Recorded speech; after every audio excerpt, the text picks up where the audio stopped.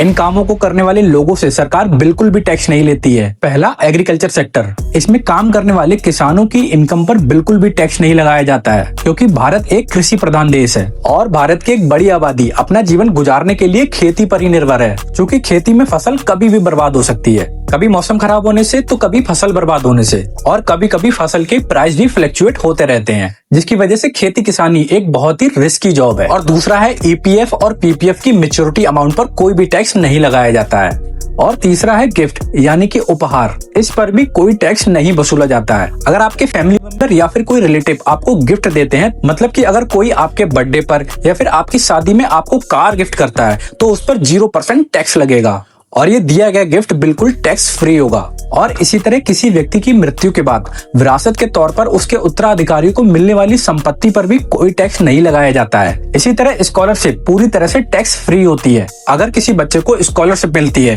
तो चाहे उसकी रकम 10,000 हो या फिर 10 लाख, उस पर कोई भी टैक्स नहीं वसूला जाएगा। और ये स्कॉलरशिप गवर्नमेंट की तरफ से, प्राइवेट ट्रस्ट की तरफ से या फिर यूनिवर्सिटी की तरफ से क्यों ना दी गई हो, ये पूरी तरह से टैक्स फ्री होंगी। तो दोस्तों, अगर ये इन्फॉर्मेशन आपको वर्थ इट लगी हो तो अपने दोस्तों के साथ शेयर करके उनको बताओ और ऐसी और इन्फॉर्मेशन के लिए मुझे फॉलो भी कर लो।